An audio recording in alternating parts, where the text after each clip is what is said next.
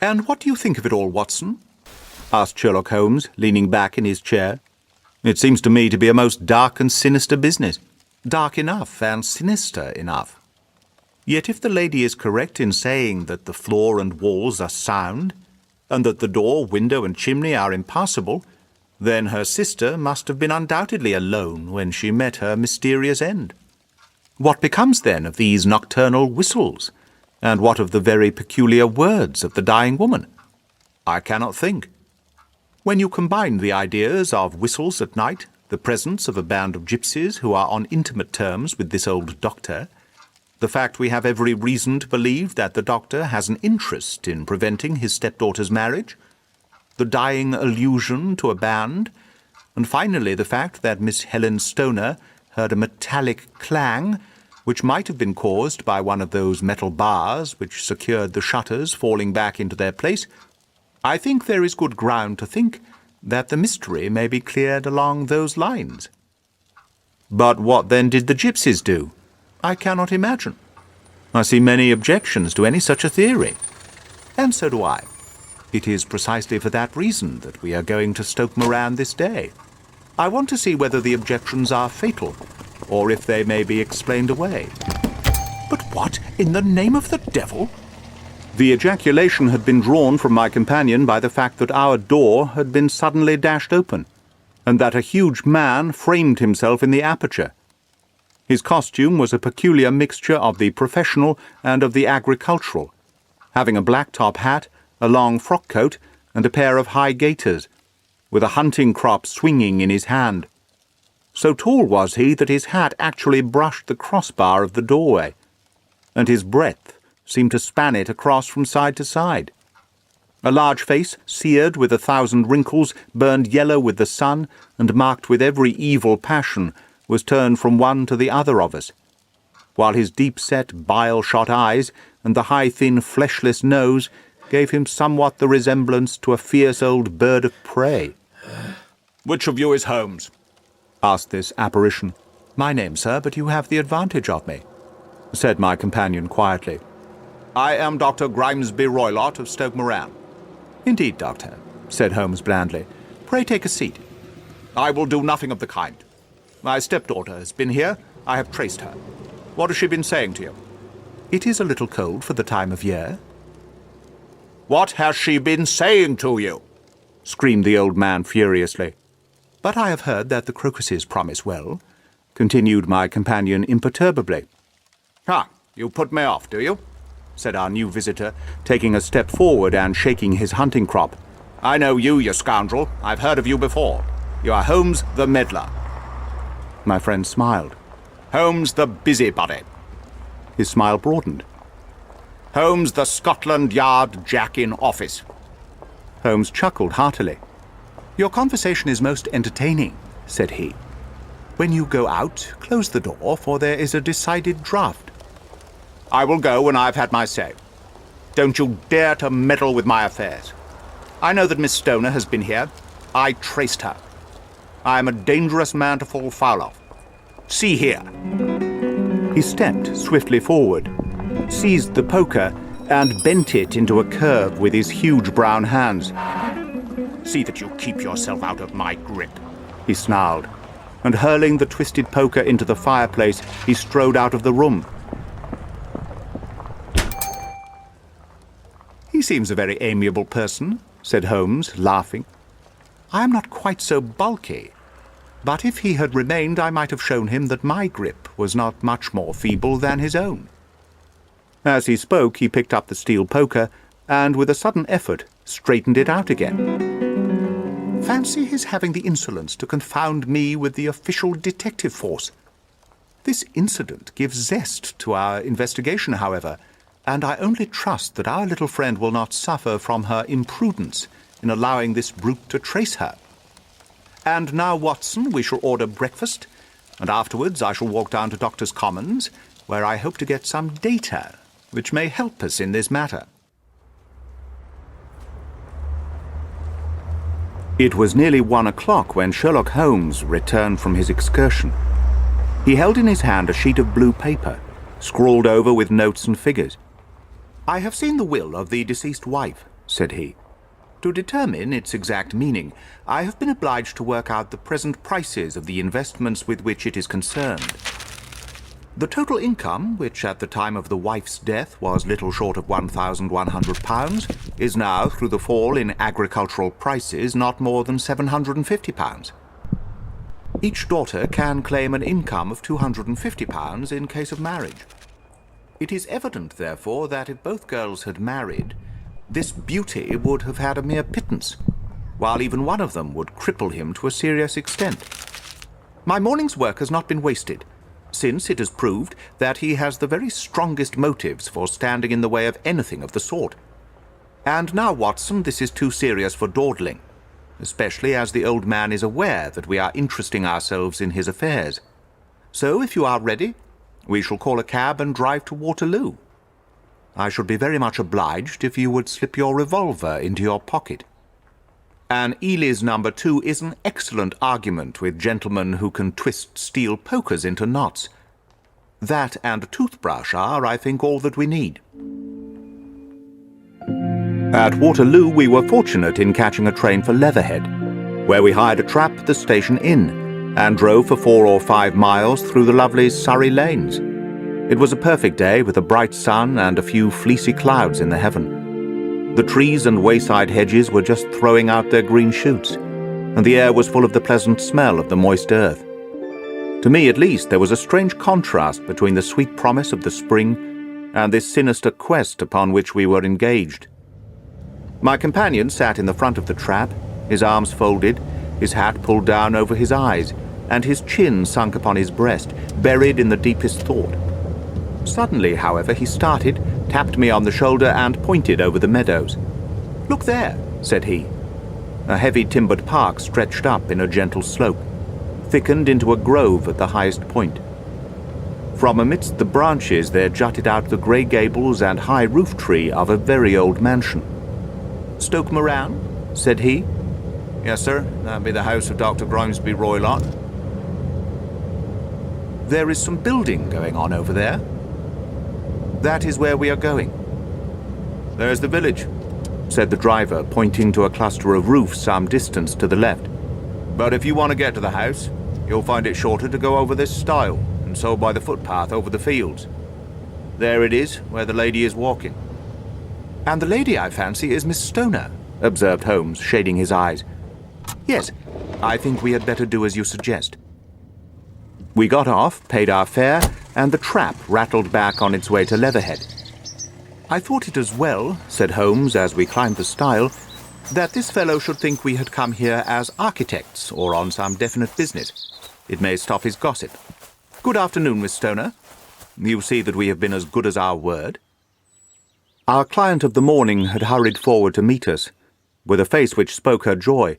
"I have been waiting so eagerly for you," she cried, shaking hands with us warmly. "All has turned out splendidly. Dr. Roylott has gone to town, and it is unlikely that he will be back before evening." "We have had the pleasure of making the doctor's acquaintance," said Holmes, and in a few words he sketched out what had occurred. Miss Stoner turned white to the lips as she listened. "Good heavens!" she cried. "He has followed me, then?" "So it appears." "He is so cunning that I never know when I am safe from him. What will he say when he returns?" "He must guard himself, for he may find that there is someone more cunning than himself upon his track. You must lock yourself from him tonight. If he is violent, we shall take you away to your aunt's at Harrow. Now, we must make the best use of our time, so kindly take us at once to the rooms which we are to examine." The building was of grey lichen-blotched stone, with a high central portion and 2 curving wings like the claws of a crab thrown out on each side. In one of these wings the windows were broken and blocked with wooden boards, while the roof was partly caved in, a picture of ruin. The central portion was in little better repair, but the right-hand block was comparatively modern, and the blinds in the windows, with the blue smoke curling up from the chimneys, showed that this was where the family resided. Some scaffolding had been erected against the end wall, and the stonework had been broken into. But there were no signs of any workmen at the moment of our visit. Holmes walked slowly up and down the ill-trimmed lawn, and examined with deep attention the outsides of the windows. This, I take it, belongs to the room in which you used to sleep.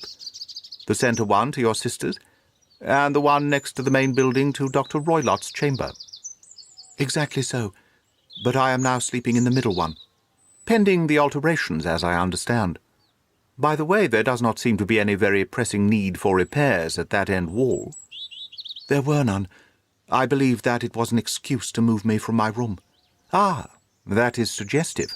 Now, on the other side of this narrow wing runs the corridor from which these 3 rooms open. There are windows in it, of course? Yes, but very small ones, too narrow for anyone to pass through. As you both locked your doors at night, your rooms were unapproachable from that side. Now, would you have the kindness to go into your room and to bar your shutters? Miss Stoner did so, and Holmes, after a careful examination through the open window, endeavoured in every way to force the shutter open, but without success. There was no slit through which a knife could be passed to raise the bar. Then, with his lens, he tested the hinges, but they were of solid iron, built firmly into the massive masonry. Said he, scratching his chin in some perplexity. My theory certainly presents some difficulties. No one could pass these shutters if they were bolted. Well, we shall see if the inside throws any light upon the matter. A small side door led into the whitewashed corridor from which the 3 bedrooms opened. Holmes refused to examine the 3rd chamber, so we passed at once to the 2nd, that in which Miss Stoner was now sleeping, and in which her sister had met her fate. It was a homely little room, with a low ceiling and a gaping fireplace, after the fashion of old country houses. A brown chest of drawers stood in one corner, a narrow white counterpaned bed in another, and a dressing-table on the left-hand side of the window. These articles, with 2 small wicker-work chairs, made up all the furniture in the room, save for a square of Wilton carpet in the centre. The boards round, and the panelling of the walls were brown, worm-eaten oak, so old and discoloured that it may have dated from the original building of the house. Holmes drew one of the chairs into a corner and sat silent, while his eyes travelled round and up and down, taking in every detail of the apartment. "Where does that bell communicate with?" he asked at last, pointing to a thick bell rope which hung down beside the bed, the tassel actually lying upon the pillow. "It goes to the housekeeper's room. It looks newer than the other things." "Yes, it was only put there a couple of years ago." "Your sister asked for it, I suppose?" "No, I never heard of her using it. We used always to get what we wanted for ourselves." "Indeed, it seems unnecessary to put so nice a bell-pull there. You will excuse me for a few minutes while I satisfy myself as to this floor." He threw himself down upon his face with his lens in his hand and crawled swiftly backwards and forwards, examining minutely the cracks between the boards. Then he did the same with the woodwork with which the chamber was panelled. Finally he walked over to the bed and spent some time in staring at it and running his eye up and down the wall. Finally he took the bell rope in his hand and gave it a brisk tug. "Why, it's a dummy!" "Won't it ring?" "No, it is not even attached to a wire. This is very interesting. You can see now that it is fastened to a hook just above where the little opening of the ventilator is." "How very absurd! I never noticed that before." "Very strange," muttered Holmes, pulling at the rope. "There are 1 or 2 very singular points about this room. For example, what a fool a builder must be to open a ventilator into another room, when, with the same trouble, he might have communicated with the outside air." "That is also quite modern."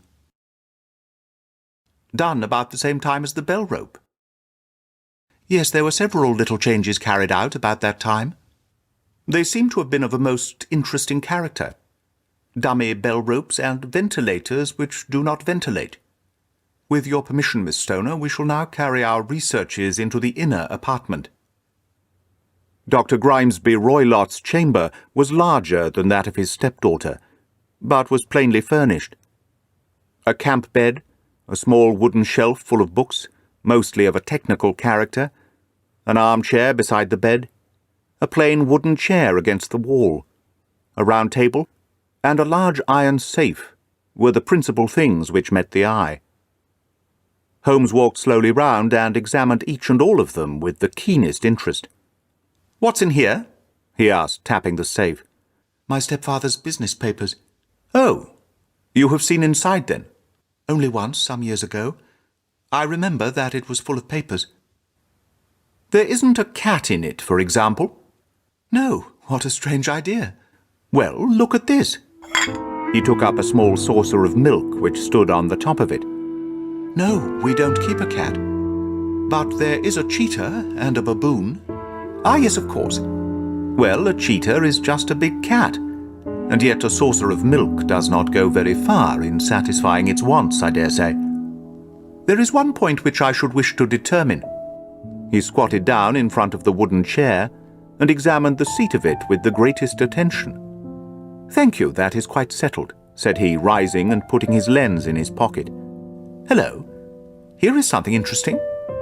The object which had caught his eye was a small dog lash hung upon one corner of the bed. The lash, however, was curled upon itself and tied so as to make a loop of whipcord. "What do you make of that, Watson?" "It's a common enough lash, but I don't know why it should be tied." "That is not quite so common, is it?" "Ah me, it's a wicked world, and when a clever man turns his brain to crime, it is the worst of all. I think that I have seen enough now, Miss Stoner, and with your permission we shall walk out upon the lawn." I had never seen my friend's face so grim or his brow so dark, as it was when we turned from the scene of this investigation. We had walked several times up and down the lawn, neither Miss Stoner nor myself liking to break in upon his thoughts before he roused himself from his reverie. "It is very essential, Miss Stoner, that you should absolutely follow my advice in every respect." "I shall most certainly do so." "The matter is too serious for any hesitation. Your life may depend upon your compliance." "I assure you that I am in your hands." "In the first place, both my friend and I must spend the night in your room." Both Miss Stoner and I gazed at him in astonishment. "Yes, it must be so. Let me explain. I believe that that is the village inn over there." "Yes, that is the Crown." "Very good. Your windows would be visible from there?" "Certainly." "You must confine yourself to your room on pretence of a headache when your stepfather comes back. Then, when you hear him retire for the night, you must open the shutters of your window, undo the hasp, put your lamp there as a signal to us, and then withdraw, with everything which you are likely to want, into the room which you used to occupy. I have no doubt that, in spite of the repairs, you could manage there for one night." "Oh, yes, easily." "The rest you will leave in our hands." "But what will you do?" "We shall spend the night in your room, and we shall investigate the cause of this noise which has disturbed you." "I believe, Mr. Holmes, that you have already made up your mind," said Miss Stoner, laying her hand upon my companion's sleeve. "Perhaps I have." "Then for pity's sake tell me what was the cause of my sister's death." "I should prefer to have clearer proofs before I speak." "You can at least tell me whether my own thought is correct, and if she died from sudden fright." "No, I do not think so. I think that there was probably some more tangible cause. And now, Miss Stoner, we must leave you, for if Dr. Roylott returned and saw us, our journey would be in vain. Goodbye, and be brave, for if you will do what I have told you, you may rest assured that we shall soon drive away the dangers that threaten you."